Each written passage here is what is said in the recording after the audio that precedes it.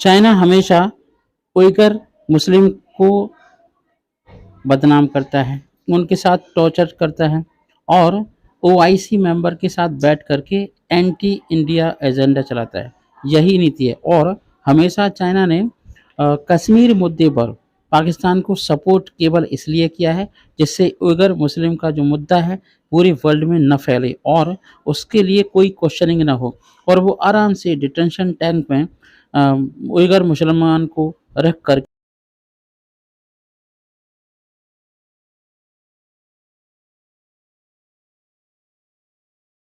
Islamic दोस्त ने पाकिस्तान की फजीहत कर डाली। कैसे? पैसे नहीं चुकाने के कारण प्लेन पर कब्जा कर लिया। किसके प्लेन पर? आपको बता दें कि मलेशिया ने कोई प्लेन दिया होगा लीज पर। पाकिस्तान के पास तो है ना प्लेन खरीदने के लिए पैसे। तो पाकिस्तान की माली हालत इतनी खराब हो गई है कि उसके पास अब एयरलाइंस चलाने तक के पैसे नहीं बचे। मलेशिया ने पाकिस्तान को दिए अपने प्लेन का पैसा न चुकाने की वजह से उसे जब्त कर लिया। मतलब ये तो वही बात हो गई, बंधक कर लिया। जैसे एक बार पाकिस्तानी टेररिस्ट ने इंडियन एयरलाइंस के विमान को बंधक बना लिया था और कहाँ पर ले गए थे? कंधार। गले तक कर्ज में डूबे पाकिस्तान में लोगों की जिंदगी मुहाल मुश्किल हो रही है। आसमान छूती महंगाई से लड़ने में नाकाम पाकिस्तानी सरकार के पास एयरलाइंस चलाने तक के पैसे नहीं रहे बचे। कंगाल भिखारी पाकिस्तान की स्थिति अब ऐसी हो गई है कि वह इस्लामिक देशों के आगे भीख का कटोरा लेकर पहुंच रहा है। यूएई और सऊदी अरब जैसे इस्लामिक देशों ने जहां पाकिस्तान के जख्मों पर मरहम लगाने का काम किया, वहीं एक इस्लामिक देश मलेशिया ने पाकिस्तान के लिए नासूर बन चुकी गिरती अर्थव्यवस्था पर नमक छिड़कने का काम किया। अब देखो, अब पाकिस्तान की हवा टाइट होने वाली है। इस्लामिक देशों में से एक मलेशिया ने पाकिस्तान को लीज पर दिए अपने जहाज के पैसे न चुकाने की वजह से उसे अपने कब्जे में ले लिया। पाकिस्तान इंटरनेशनल एयरलाइंस के बोइंग 77 विमान को 777 है विमान को मलेशिया के कुआलालंपुर अंतर्राष्ट्रीय हवाई अड्डे पर एक लीज के विवाद को लेकर जब्त कर लिया गया। बोइंग 7 विमान को मलेशिया के कुआलालंपुर अंतर्राष्ट्रीय हवाई अड्डे पर एक लीज के विवाद को लेकर जब्त कर लिया गया है। बोइंग 777 को मलेशिया से लीज पर पाकिस्तान इंटरनेशनल एयरलाइंस की तरफ से अधिग्रहित किया गया था और बीएमएच पंजीकरण रजिस्ट्रेशन संख्या वाले विमान को दूसरी बार कुआलालंपुर हवाई अड्डे पर 40 लाख डॉलर के बकाये के भुगतान के कारण रोका गया। बकाया भुगतान न किए जाने के बाद कंपनी ने पीआईए के विमान को जब्त कर लिया और पाकिस्तान के साथ यह पहली बार नहीं हो रहा है। इस उसके विमान को बंधक बनाने का कुकृत्य पहले भी हो चुका है। पाकिस्तान के लिए इस्लामिक देश मलेशिया की तरफ से की जाने वाली इंटरनेशनल बेइज्जती नई नहीं है, बल्कि इससे पहले भी बकाया मुद्दे को लेकर मलेशिया में पाकिस्तान इंटरनेशनल एयरलाइंस के विमान को जब्त किया गया है। बल्कि इसे मुद्दे पर 2021 में कुआलालंपुर हवाई अड्डे के अधिकारियों की तरफ से उसी विमान को जब्त किया गया था।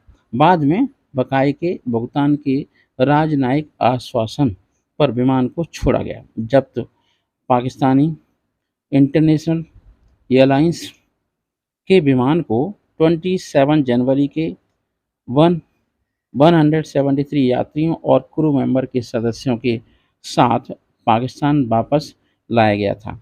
अब देखना होगा कि हालिया जब्त किए गए विमान को छुड़ाने के लिए पाकिस्तान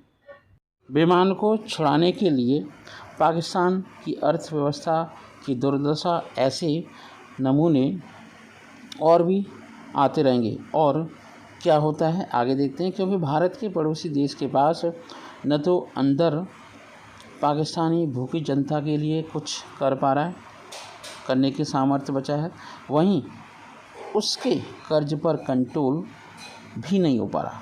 मतलब पाकिस्तान के पास इतना कर्जा बढ़ गया है कि वो अपने इस कर्जे को कंट्रोल नहीं कर पा रहा। चाइना में मुस्लिम पॉपुलेशन आप जानते हैं बहुत ही कम है, 1.6 से लेकर के 2% के आसपास रही होगी। पिछले 10 साल से मैं देख रहा हूँ, ऑब्जर्वेशन कर रहा हूँ कि चाइना में मुस्लिम पॉपुलेशन पर काफ़ी अत्याचार किए जाते हैं। चाइना मुस्लिम पॉपुलेशन को ऊंचे स्तर पर टॉर्चर करता है, प्रताड़ना देता है। यह जिनजियांग रीजन में होता रहता है, जैसा कि आप पहले से जानते हो। और आप जानते होंगे कि जिनजियांग प्रांत के अंदर चाइना उइगर मुस्लिम को कुछ डिटेंशन टैंक जो आपके टेंट होते हैं या फिर पर्टिकुलर एरियाज होते हैं, पॉइंट होते हैं, वहाँ पर रखता है। तो इस बार ऐसा हुआ है कि वो जिनजियांग प्रांत से लेकर के वो दूसरे एरिया में आ गया है। और मैटर ये है, मुद्दा ये है कि वहाँ पर एक मॉस्क है, उस मॉस्क को वो डेमोलिश करना चाहता है। अब उसका तरीका क्या होता है वो मैं आपको समझा दूं कि चाइना पहले किसी भी मॉस्क को बंद करता है, बंद करने के बाद अगर लोग प्रोटेस्ट करते हैं तो चाइना की अथॉरिटी होती है पीछे हट जाती है। अब आप ये कहोगे कि चाइना कि लोग जो आपके मुस्लिम उइगर मुस्लिम हैं वो क्यों आपके किसी कोर्ट में नहीं जाते, कानूनी सलाह नहीं देते। ये सब सारे करतूतें कब होती हैं, जब कोर्ट अथॉरिटी को ऑर्डर देता है कि मुस्लिम आर्किटेक्चर को बदला जाए। मुस्लिम की जो आपकी जितनी भी मॉस्क होती हैं उनकी मॉस्क का आर्किटेक्चर आप जानते होंगे, एक डोम होता है और 4 मीनारें होती हैं। और चाइना बिल्कुल भी नहीं चाहता, चाइना फॉरेन पावर को बिल्कुल इंटरफियर नहीं करने देता। ये उसकी प्राइमरी पॉलिसी आप जानते होंगे। चाइना में केवल चाइनीज ही बोली जाती है। चाइना ने अपनी लैंग्वेज डेवलप किया, ये मान के चलिए कि वो पैसों का 30 मार्का है। और आपने अभी देखा ही होगा कि ईरान और यूरोप जो आपकी सऊदी अरेबिया है और इन सब में इन्होंने आपस में करवाए। और ओआईसी जो आपका तो सिंपली मैं ये कहूँगा कि यहाँ पर मैंने कुछ देखा है कि इस बार चाइना ने निंजियांग नाम की जगह है जो आपका नॉर्थ साउथ वेस्ट चाइना क्षेत्र में आती है, वहीं चाइना पुलिस और प्रोटेस्टर के बीच में काफी झड़प हो चुकी है।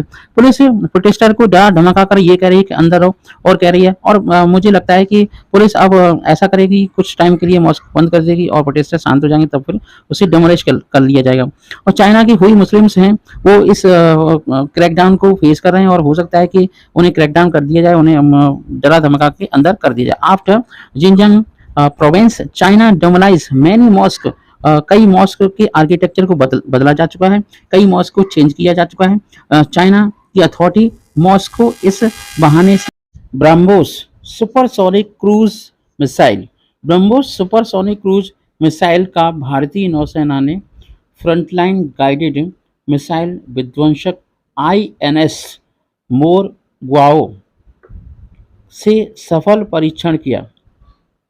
ये जानकारी नौसेना के अधिकारियों ने रविवार 14 मई को दी। उन्होंने कहा कि इस मिसाइल का परीक्षण समुद्र में नौसेना की मारक क्षमता और उसकी ताकत को दिखाता है। नौसेना के एक अधिकारी ने कहा कि नए गाइडेड मिसाइल विध्वंसक जहाज आईएनएस मोर और मुगाओ ने ब्रह्मोस सुपरसोनिक क्रूज मिसाइल के अपने पहले परीक्षण के दौरान सफलता से लक्ष्य को भेदा। आईएनएस मोर मुगाओ भारतीय नौसेना के विशाखापट्टनम श्रेणी के स्टील्थ गाइडेड मिसाइल विध्वंसक का दूसरा जहाज है। ये मझगांव मिसाइल विध्वंसक का दूसरा जहाज है और ये मझगांव डाक लिमिटेड में बनाया गया था और 17 सितंबर 2017 को लॉन्च किया गया था। जहाज को 18 दिसंबर 2022 को अभियान पर लगाया गया। नौसेना अधिकारी ने कहा, देश में विकसित जहाज और उसकी हथियार प्रणाली आत्मनिर्भरता और समुद्र में नौसेना की शक्ति का एक और शानदार उदाहरण है। हालांकि मिसाइल परीक्षण की जगह के बारे में अभी कोई जानकारी नहीं मिल पाई है। BrahMos aerospace private limited Bharat रूस का एक संयुक्त उद्यम है कोलैबोरेशन है जो सुपरसोनिक क्रूज मिसाइल बनाता है। ये मिसाइल पनडुब्बी जहाज और विमान या जमीनी प्लेटफॉर्म से दागी जा सकती है। ब्रह्मोस, इसका नाम भारत की ब्रह्मपुत्र नदी और रूस की मॉस्कवा नदी के नाम पर रखा गया है। ब्रह्मोस मिसाइल की मारक क्षमता 290 किलोमीटर है और यह मैक 2.8 आवाज की रफ्तार से लगभग 3 गुना की तेज रफ्तार के साथ विश्व की सबसे तेज क्रूज मिसाइल है। ये मिसाइल खराब मौसम के बावजूद दिन और रात में काम कर सकती है। यह फायर एंड फॉरगेट के सिद्धांत पर काम करती है।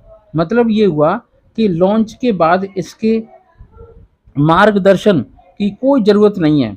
भारत ब्रह्मोस मिसाइल को का निर्यात भी कर रहा है, मतलब एक्सपोर्ट भी कर रहा है। भारत ब्रह्मोस के निर्यात के लिए, एक्सपोर्ट के लिए पिछले साल जनवरी में फिलीपींस के साथ मिसाइल की 3 बैटरियों की आपूर्ति के लिए 37.5 करोड़ डॉलर का भी सौदा कर चुका है। इससे हमें पता चलता है कि भारत की जो क्षमता है, युद्धक क्षमता है, वायुसेना की शक्ति है, ब्रह्मोस की वजह से बड़ी है। Thank you so much. जय हिंद। भारतीय अंतरिक्ष अनुसंधान संगठन इसरो के अध्यक्ष एस सोमनाथ ने कहा कि बीजगणित, वर्गमूल, समय की अवधारणा, वास्तुकला, ब्रह्मांड की संरचना, धातु विज्ञान न और यहाँ तक कि विमानन मतलब एविएशन जैसी वैज्ञानिक अवधारणा साइंटिफिक अप्रोच, साइंटिफिक आइडियोलॉजी सबसे पहले वेदों में पाई गई थी।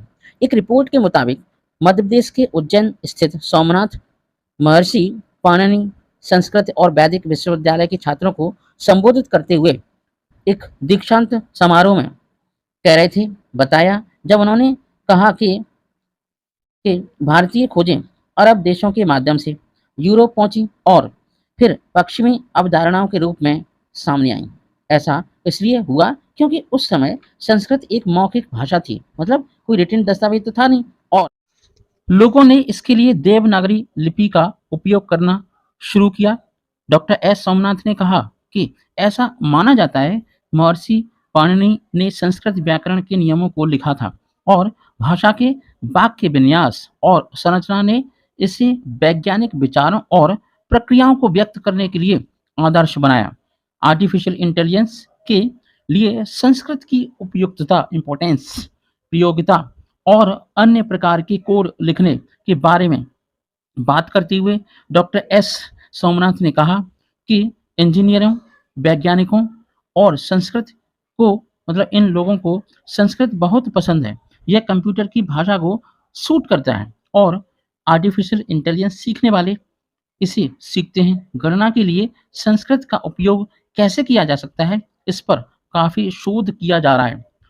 डॉक्टर एस सोमनाथ ने कहा कि संस्कृत के अन्य लाभ भी हैं और ये से परे है विज्ञान से परे है। उन्होंने कहा कि संस्कृत में लिखा गया है कि भारतीय साहित्य अपने मूल और दार्शनिक रूप में अत्यंत समृद्ध है, काफ़ी ज़्यादा अत्यंत समृद्ध है।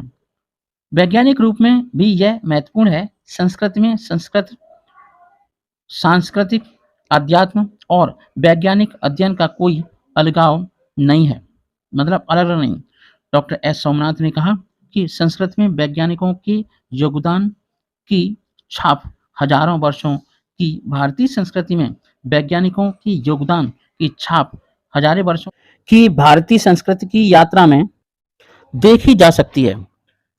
खगोल विज्ञान, चिकित्सा विज्ञान, भौतिकी विज्ञान, रसायन विज्ञान और वैज्ञानिक निष्कर्ष संस्कृत में लिखे गए थे, लेकिन उनका पूरी तरह से शोध नहीं किया गया था। उन्होंने सूर्य सिद्धांत, जिसके बारे में माना जाता है कि यह 8वीं शताब्दी का डेटा है, उन्होंने कहा कि एक रॉकेट वैज्ञानिक होने के नाते मैं संस्कृत में इस पुस्तक से प्रभावित था, जो सौरमंडल, समय ज्ञान या समय की गणना और पृथ्वी के आकार और परिधि के बारे में जानकारी देती है।